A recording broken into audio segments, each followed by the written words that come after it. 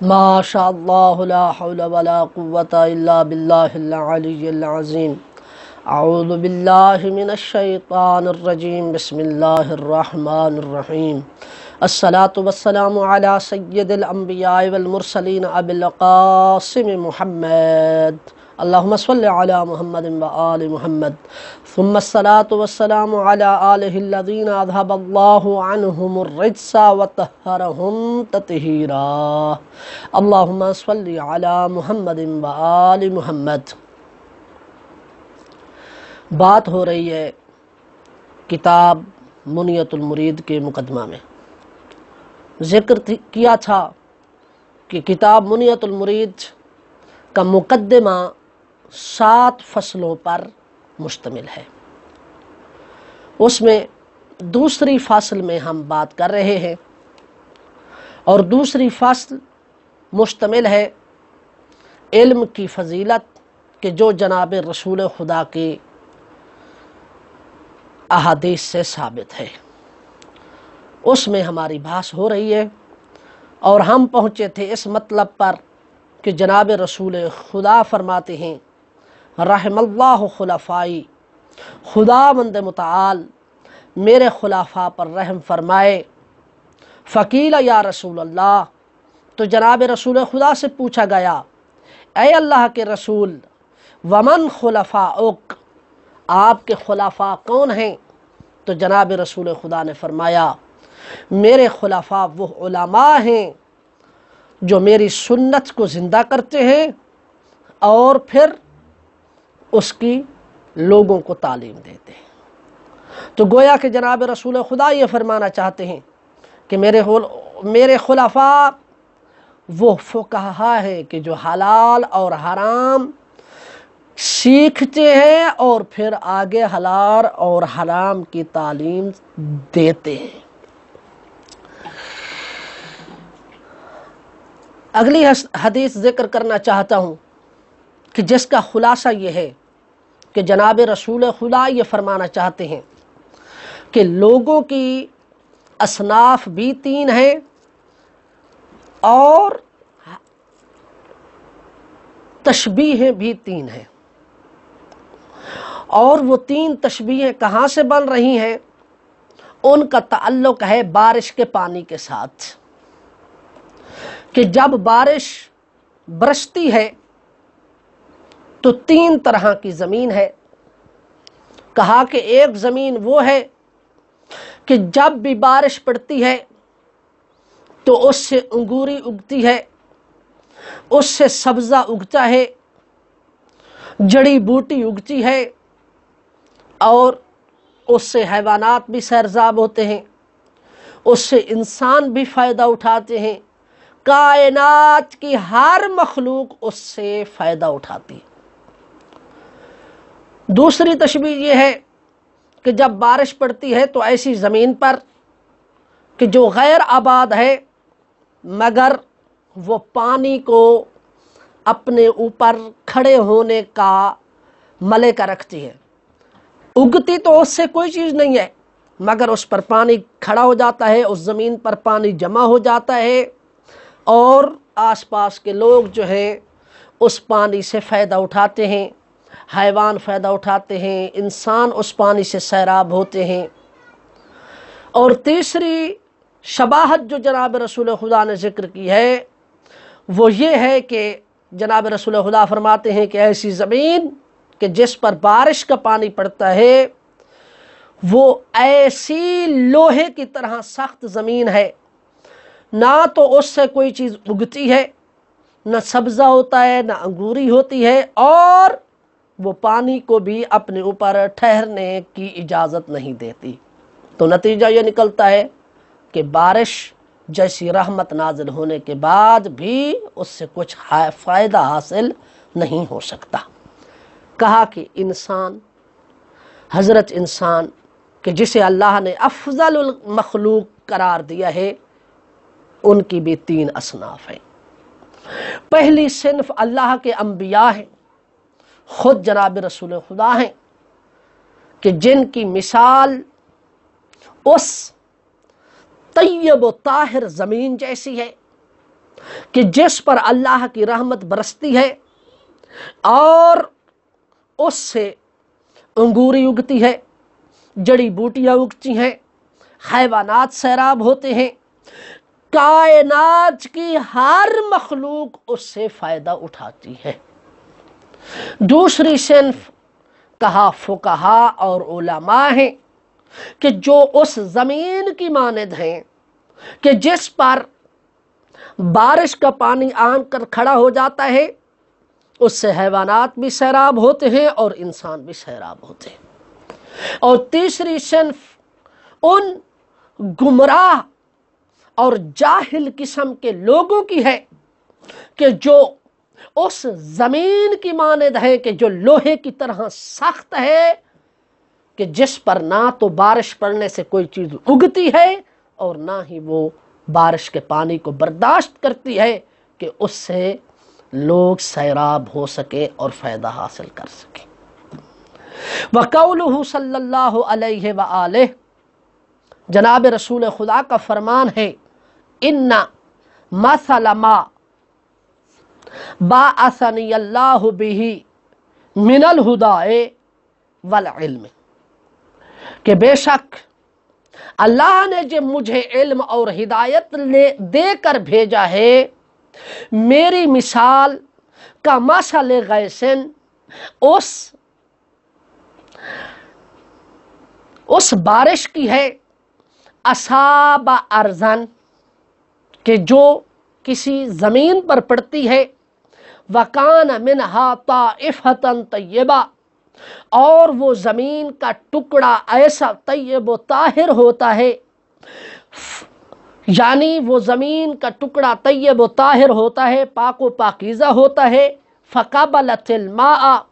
اور وہ پانی کو، بارش کے پانی کو قبول کر لیتا ہے، فَأَنبَتَتِ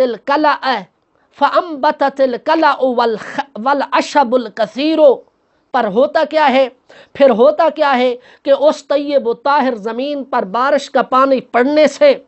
جڑی بوٹیاں اگتی ہیں اور سبزہ وغیرہ اگتا ہے۔ کلا سبزہ وغیرہ، العشب الکثیر یعنی بہت زیادہ جڑی بوٹیاں، تو اشب کی جمع ہوتی ہے اعشاب، اسی وجہ سے پنسار سٹور کو ادھر عرب میں اعشاب کہا جاتا ہے۔ وَكَانَ مِنْهَا أَجَادِبُ أَمْسَكَتِ الْمَاءَ، فرماتے ہیں کہ وہی زمین میں سے، اب دوسری مثال لے کر آ گئے۔ ایک مثال طیب و طاہر زمین کی ہے، دوسری مثال فرمایا کہ زمینوں میں سے اس بنجر زمین کی ہے، امسکت الماء، جو پانی کو اپنے اوپر، پانی کو روک لیتی ہے، پانی کو اپنے اوپر ٹھہرنے کی اجازت دیتی ہے، فنفع اللہ بها الناس، فنفع اللہ بها الناس وشربوا منها، پس اللہ اس پانی کے رکنے کی وجہ سے، اس زمین کے ٹکڑے کی وجہ سے کہ جس زمین پر پانی کھڑا ہو جاتا ہے، خدا لوگوں کو فائدہ پہنچاتا ہے، وَشَرَبُوا مِنْهَا، اور لوگ اس سے پانی پیتے ہیں، وَسَقُوا وَزَرَعُوا، اور پھر وہ سیراب بھی ہوتے ہیں، سیریاب بھی ہوتے ہیں، اور اس پانی کے ذریعے سے اپنی زمینوں کو بھی سیریاب کرتے ہیں۔ یہ دوسری شباہت ہے۔ وَأَصَابَ طَائِفَةً مِنْهَا اخرى، کہا کہ بارش پڑتی ہے تو پھر زمین میں سے ایک تیسری قسم کی زمین ہے، ایک تیسرے قسم کا حصہ ہے کہ جس پر اللہ کی بارش پڑتی ہے، بارش کا پانی نازل ہوتا ہے۔ انما ہیا کیعان، وہ زمین کا ٹکڑا، تیسری قسم کا، تیسری صنف، تیسری قسم کا ٹکڑا ایسا ہے زمین کا کہ جو لوہے کی طرح سخت ہے، لا تمسک ماء ولا تنبت کلاء، نہ وہ پانی کو روکتا ہے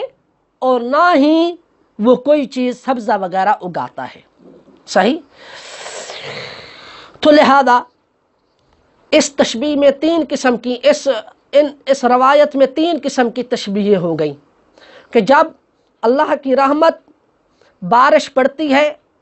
تو ایسے ٹکڑے پر تو طیب و طاہر ہے، اور اس سے کیا ہوتا ہے، اس سے سبزہ اگتا ہے، جڑیاں بوٹیاں ہوتی ہیں، تمام مخلوق اس سے فائدہ اٹھاتی ہے۔ تو جناب رسول خدا فرماتے ہیں کہ میری جو مثال ہے وہ اس طرح کی زمین کی طرح ہے۔ اور دوسرا کہ جو پانی کو قبول کرتی ہے، پانی اس پر رک جاتا ہے، پانی جمع ہو جاتا ہے، تو اللہ سبحانہ و تعالیٰ اس کے ذریعے سے لوگوں کو فائدہ پہنچاتا ہے، لوگ سیریاب ہوتے ہیں اور اپنی زمینوں کو بھی سیراب کرتے ہیں، حیوانات بھی سیریاب ہوتے ہیں۔ تو جناب رسول خدا اس حدیث میں فرماتے ہیں فَذَلِكَ مِثْلُ مَنْ فَقَّهَ فِي دِينِ اللَّهِ وَتَفَقَّهَ مَا بَعَثَنِيَ اللَّهُ بِهِ، پس اس کی مثال، اس زمین کی مثال، وہ زمین اس عالم دین کی مانند ہے جو اللہ کے دین میں غور و فکر کرتا ہے، یعنی جو اللہ کے دین کا علم سمجھتا ہے، اللہ کے حلال اور حرام کو سمجھتا ہے، وَتَفَقَّهَ مَا بَعَثَنِيَ اللَّهُ بِهِ، اور اس کو سمجھتا ہے کہ جس پر اللہ سبحانہ و تعالی نے مجھے بھیجا ہے، اللہ نے بھیجا ہے کہ میں لوگوں کو حلال اور حرام بتاؤں۔ فَعَلِمَ وَعَلَّمَ، پس وہ فقیہ علم حاصل کرتا ہے اور لوگوں کو اس کی تعلیم دیتا ہے، تو ایسا فقیہ اس زمین کی مانند ہے کہ جس پر بارش کا پانی پڑتا ہے، رک جاتا ہے، پھر اس سے لوگ فائدہ اٹھاتے ہیں۔ اور تیسرا کیا ہے، وَمِثْلُ مَن لَّمْ يَرْفَعْ بِذَلِكَ رَأْسًا، اور تیسرا فرماتے ہیں کہ جو اصلاً کچھ بھی پروان نہیں چڑھ سکتا، کچھ بھی بلندی نہیں کر سکتا، کچھ بھی بلندی حاصل نہیں کر سکتا، وَلَمْ يَقْبَلْ هُدَى اللَّهِ الَّذِي أُرْسِلْتُ بِهِ، اور وہ اللہ کی ہدایت کو قبول نہیں کرتا کہ جس ہدایت کے لیے مجھے بھیجا گیا ہے، وہ شخص جاہل اور گمراہ ہے کہ جس کی مثال اس زمین، اس سخت لوہے کی مانند سخت ترین زمین کی طرح ہے کہ جس سے نہ کوئی چیز اگتی ہے، نہ اس پر پانی رکتا ہے، اور نہ ہی کوئی چیز اس سے فائدہ حاصل کر سکتی ہے۔ تو لہذا اس زمین میں، اس روایت میں اللہ سبحانہ و تعالی جناب رسول خدا نے فقہا اور اللہ کے حلال اور حرام کا علم حاصل کرنے والوں کو ایسی زمین کے مشابہ قرار دیا ہے کہ رحمت پڑنے سے جس سے لوگ فائدہ حاصل کرتے ہیں، جس سے حیوانات فائدہ حاصل کرتے ہیں۔ دوسری حدیث جناب رسول خدا کا فرمان ہے، وقولہ صلی اللہ علیہ وآلہ، جناب رسول خدا فرماتے ہیں لا حسد، یعنی لا غبطۃ الا فی اثنین، یہاں پر حسد سے مراد غبطہ ہے۔ یاد رکھیں کہ دو چیزیں ہیں، ایک ہے حسد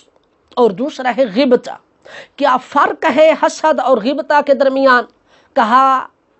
غبطہ سے مراد ہوتا ہے رشک کرنا، اور حسد سے مراد فرق غبطہ اور رشک میں فرق حسد اور رشک میں کیا ہے؟ فرماتے یہ ہے کہ حسد ہوتا ہے تمنا بزوال نعمت الآخر سواء یحصل لہ ہذہ النعمہ ام لا، دوسرے سے نعمت کے زائل ہونے کی تمنا کرنا، چاہے اسے وہ یہ نعمت حاصل ہو یا نہ ہو، بس اسے اس سے غرض نہیں ہے کہ یہ نعمت جو دوسرے کو حاصل ہوئی ہے وہ نعمت مجھے بھی مل جائے یا نہ ملے، کوئی پرواہ نہیں، بس اہم یہ ہے کہ دوسرے کی یہ جو نعمت حاصل ہو رہی ہے، دوسرے کو جو اللہ نے یہ بیٹا عطا کیا ہے، یہ زائل ہونا چاہیے، یہ ختم ہونا چاہیے، یہ مرنا چاہیے، یہ ہے حسد۔ غبطہ کیا ہے؟ غبطہ یہ ہے کہ اس کے الٹ ہے کہ اللہ نے جو دوسرے مومن بھائی کو نعمت عطا کی ہے، یہ دعا کرنا کہ میرے اللہ اس نعمت کو اس کے لیے باقی رکھ اور وہ نعمت مجھے بھی عطا فرما۔ کہا قیامت کے دن دو شخص ایسے ہیں کہ جن پر پورے محشر کے تمام لوگ رشک کرتے ہوئے نظر آئیں گے۔ ایک مالدار ہے اور دوسرا شخص علم اور حکمت رکھنے والا ہے۔ جناب رسول خدا فرماتے ہیں لا حسدا یعنی لا غبطۃ الا فی اثنین۔ قیامت کے دن دو شخصوں کے بارے میں تمام لوگ رشک کریں گے۔ رجل آتاہ اللہ مالا فسلطہ علی ہلاکتہ فی الحق۔ ایک وہ شخص ہے کہ جس کو اللہ نے مال عطا کیا، اللہ نے اس کو مال پر مسلط کیا اور اس نے اس مال کو حق کی نشر و اشاعت میں ختم کر دیا۔ سبحان اللہ، یعنی حق کی نشر و اشاعت میں صرف کر دیا۔ وَرَجُلٍ آتَاهُ اللَّهُ الْحِكْمَةَ، اور دوسرا وہ شخص ہے کہ جس کو اللہ نے حکمت عطا کی، فَهُوَ یکزی بہا ویعلمہا، کہ اس علم اور حکمت کے ذریعے سے وہ دوسروں کے فیصلے کرتا ہے اور اس علم اور حکمت کی دوسروں کو کیا دیتا ہے؟ تعلیم دیتا ہے۔ تو علم اور حکمت کی تعلیم دینے والا وہ درجہ رکھتا ہے کہ قیامت کے دن پورے محشر کو لوگ اس پر رشک کرتے ہوئے نظر آئیں گے۔ اگلی حدیث جناب رسول خدا فرماتے ہیں وَقَوْلُهُ صلی اللہ علیہ وآلہ، جناب رسول خدا کا فرمان ہے من دعا الی ہدی کان لہ من الاجر مثل اجور من تبعہ، مثل اجور من تبعہ۔ فرماتے ہیں کہ جو بھی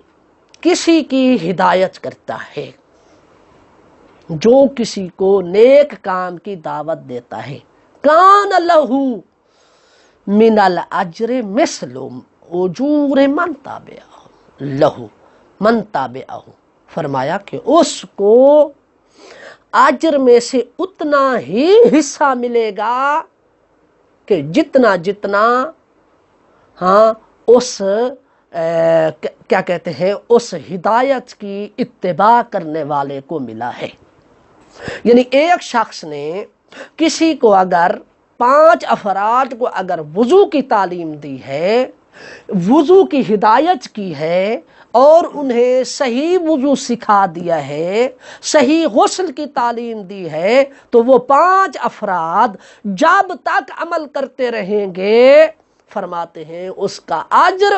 اس ہدایت کی دعوت دینے والے کو ملتا رہے گا۔ وَلَا يَنْقُصُ ذَلِكَ مِنْ أُجُورِهِمْ شَيْئًا، کہا کہ وہ جو عمل کرنے والے لوگ ہیں، جو ہدایت کی اتباع کرنے والے لوگ ہیں، ان کے بھی اجر و ثواب میں کمی نہیں آئے گی۔ فرمایا وَمَنْ دَعَا إِلَىٰ ضَلَالَةٍ كَانَ عَلَيْهِ مِنَ الْإِثْمِ مِثْلُ آثَامِ من تابعہ، فرمایا کہ جو گمراہی کی دعوت دیتا ہے اور جتنے لوگ اس کی دعوت، گمراہی والی دعوت پر جتنے لوگوں نے لبیک کہا اور جتنے لوگ گمراہ ہوئے، تو ان کا گناہ جتنا انہیں گناہ ملے گا، ان گمراہ ہونے والوں کو جتنا گناہ ملے گا، اتنا گناہ ہی اس شخص کو ملے گا کہ جس نے لوگوں کو گمراہ کیا ہے۔ لا ينقص ذلك من آثامهم شيئا، فرمایا کہ اسے گمراہی کی دعوت دینے والے کو بھی گناہ ملتا رہے گا، اور جو گمراہ تھے ان کے گناہوں میں بھی کمی نہیں آئے گی۔ اور جناب رسول خدا کا فرمان ہے وَقَوْلُهُ صلی اللہ علیہ وآلہ وسلم، اور جناب رسول خدا فرماتے ہیں اِذَا مَاتَ ابْنُ آدَمَ انْقَطَعَ عَمَلُهُ إِلَّا مِنْ ثَلَاثٍ، فرمایا کہ جب آدم کا بیٹا مر جاتا ہے نا، اس سے مراد حضرت انسان ہے۔ جب حضرت انسان مر جاتا ہے تو اس کے نامہ اعمال کا دفتر بند ہو جاتا ہے، الا بثلاثن، الا من ثلاثن، سوائے 3 کاموں کے۔ اسی لیے فرماتے ہیں کہ زندگی بہت بڑی نعمت ہے، اس زندگی کے بارے میں کل قیامت کے دن سوال کیا جائے گا۔ یہ جوانی بہت بڑی نعمت ہے، اس جوانی کے بارے میں کل قیامت کے دن سوال کیا جائے گا۔ لہذا انسان اپنی زندگی سے فائدہ اٹھاتے ہوئے اپنی آخرت کے لیے جتنا ہو سکے عمل خیر انجام دے، اس لیے کہ یہ بہت بڑی نعمت ہے۔ جب تک انسان زندہ ہے تو جتنے چاہے اعمال خیر انجام دے سکتا ہے، اس کے نامہ اعمال کا دفتر کھلا ہوا ہے۔ جیسے ہی وہ مرے گا اس کے نامہ اعمال کا دفتر جناب رسول خدا فرماتے ہیں بند ہو جائے گا، سوائے 3 کاموں کے، صدقۃ جاریۃ، ایک ایسا صدقہ، ایک ایسا تصدق، ایک ایسا خرچ کرنا کہ جو جاری اور ساری ہے۔ مثال کے طور پر مدرسہ بنا دیا، مسجد بنا دی، مثال کے طور پر امام بارگاہ بنا دیا، مثال کے طور پر نلکا لگا دیا اور لوگ اس سے فائدہ حاصل کر رہے ہیں۔ او علم ینتفع بہ، یا ایسا علم کہ جس سے لوگ فائدہ حاصل کرتے رہیں۔ تیسرا کیا ہے؟ او ولد صالح یدعو لہ، یا ایسا نیک بیٹا کہ جو اس کے لیے کیا کرے؟ دعا کرتا رہے۔ فرمایا کہ یہ انسان کے مر جانے کے بعد یہی 3 چیزیں کام آنے والی ہیں۔ صدقہ جاریہ ہے، دوسرا ایسا علم کہ جس سے دوسرے لوگ فائدہ حاصل کریں، اور تیسرا وہ نیک اولاد ہے کہ جو اس کے لیے دعا کرے۔ اگلی حدیث میں جناب رسول خدا فرماتے ہیں وَقَوْلُهُ صلی اللہ علیہ وآلہ، اور جناب رسول خدا کا فرمان ہے خیر ما یخلف الرجل من بعدہ ثلاثن، فرمایا کہ اپنے بعد جو انسان چھوڑتا ہے سب سے بہتر 3 چیزیں ہیں۔ یعنی انسان مر جاتا ہے اور اپنے بعد کچھ اشیاء چھوڑ کے جاتا ہے، کہا ان میں سے 3 چیزیں سب سے بہتر ہے جو انسان اپنے بعد چھوڑ کر جاتا ہے۔ کون سی؟ نمبر 1 ولد صالح یدعو لہ، نیک اولاد جو اس کے لیے دعائے خیر کرے، دعائے مغفرت کرے، وصدقۃ تجری یبلغہ اجرھا، ایک ایسا صدقہ جاریہ یبلغہ اجرھا کہ جس کا اجر اس مرنے والے تک پہنچتا رہے گا۔ تیسرا علم وعلم یعمل بہ من بعدہ، ایسا علم کہ جس پر عمل کیا جائے اس چلے جانے والے کے بعد، ایسا علم کہ عالم کے مر جانے کے بعد لوگ اس پر عمل کرتے رہیں، جب تک لوگ اس کی بتائی ہوئی باتوں پر، بتائے ہوئے احکامات پر عمل کرتے رہیں گے، اس کا اجر جو ہے وہ مرنے والے کو ملتا رہے گا۔ اگلی حدیث میں جناب رسول خدا فرماتے ہیں وقولہ صلی اللہ علیہ وآلہ، اور جناب رسول خدا کا یہ فرمان ہے ان الملائکۃ لتضع اجنحتہا لطالب العلم رضا بما یصنع، فرمایا کہ بے شک ملائکہ اپنے پروں کو طالب علم کے لیے بچھا دیتے ہیں، یعنی طالب علم کے لیے ملائکہ رحمت کی دعا کرتے ہیں، رضا بما یصنع، راضی ہوتے ہوئے اس سے جو وہ کام کر رہا ہے۔ طالب علم کون سا کام کرتا ہے؟ علم دین حاصل کرتا ہے، تو علم دین حاصل کرنے والے کے لیے ملائکہ اس خوشی میں اپنے پر اس کے لیے بچھا دیتے ہیں، جو کنایہ ہے اس بات پر کہ وہ اس کے لیے رحمت کی دعا کرتے ہیں۔ اگلی حدیث میں جناب رسول خدا فرماتے ہیں وقولہ صلی اللہ علیہ وآلہ اطلبوا العلم ولو بالصین، علم حاصل کرنے کے لیے جاؤ اگرچہ کہ آپ کو ملک چین ہی کیوں نہ جانا پڑے، اگرچہ کہ یہاں پر بعض علماء فرماتے ہیں ہمارے اساتذہ نے اس بات کی تعلیم دی ہے کہ یہاں پر سین سے مراد دوری ہے، اگرچہ کہ آپ کو دور ہی کیوں نہ جانا پڑے، کیونکہ اس زمانے میں جو ہے وہ چین حجاز سے بہت ہی دور شمار کیا جاتا تھا، اس لیے اس کا نام جو ہے وہ لیا گیا ہے، ورنہ اس سے مراد جو ہے وہ دوری ہے۔ اگلی حدیث میں جناب رسول خدا فرماتے ہیں من غدا فی طلب العلم اذلت علیہ الملائکہ، سبحان اللہ۔ فرماتے ہیں کہ جو علم کے حاصل کرنے میں دن گزارتا ہے،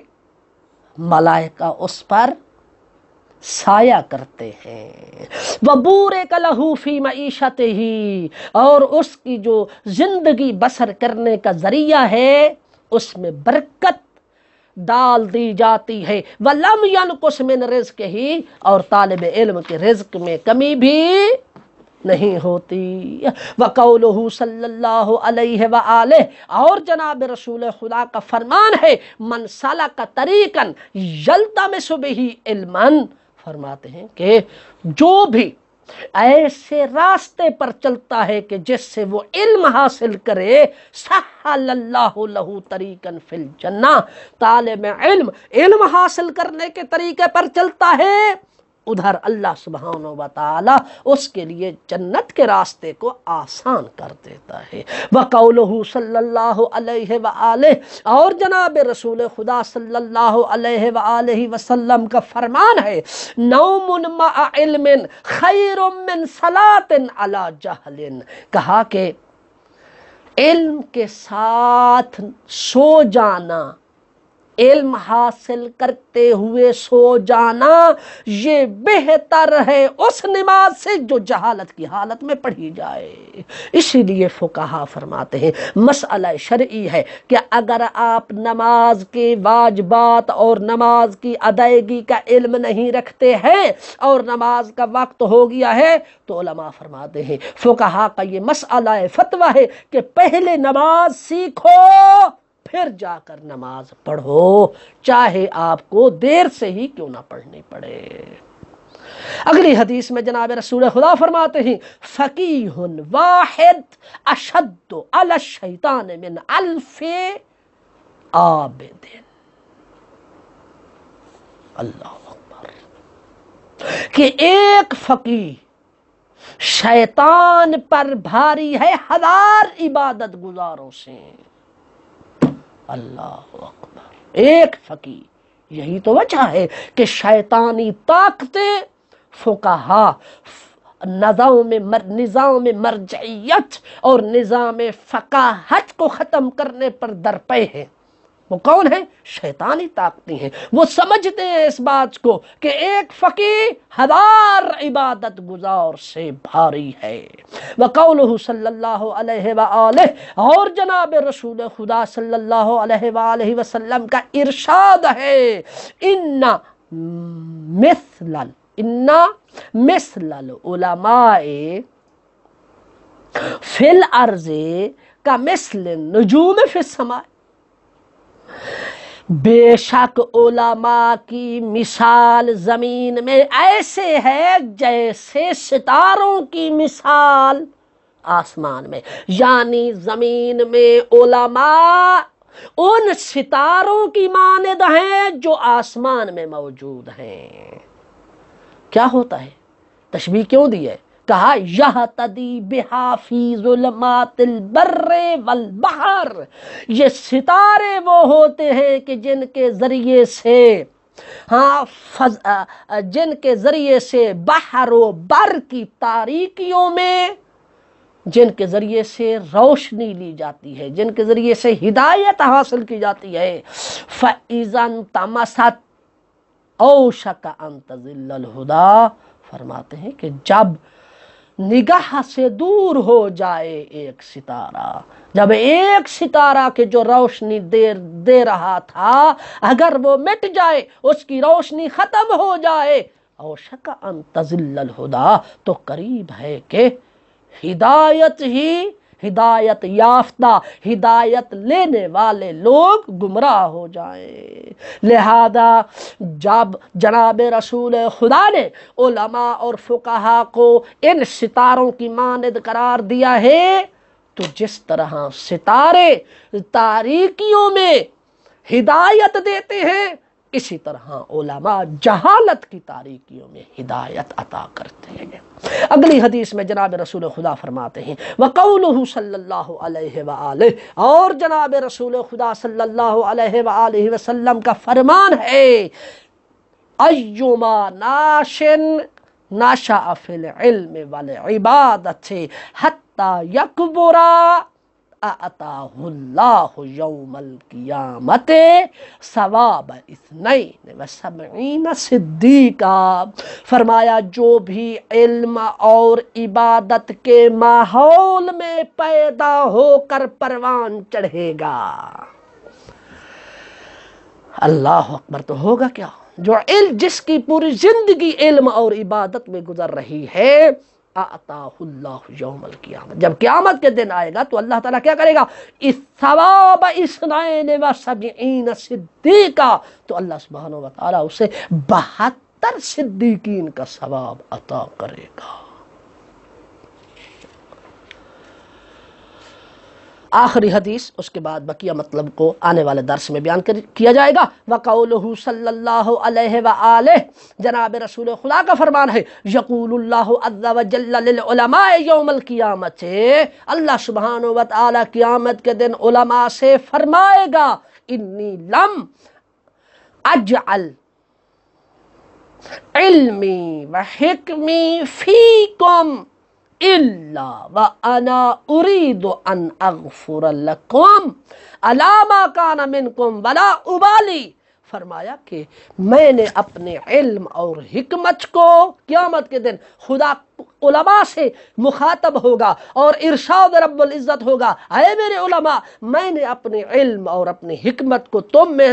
رکھا ہی اس لیے ہے تاکہ میں تمہارے گناہوں کو معاف کر سکوں، ولا ابالی، اور مجھے کسی بات کا کوئی ڈر، کوئی پرواہ نہیں ہے۔ بقیہ مطلب کو انشاءاللہ آنے والے درس میں بیان کیا جائے گا۔ والحمدللہ رب العالمین۔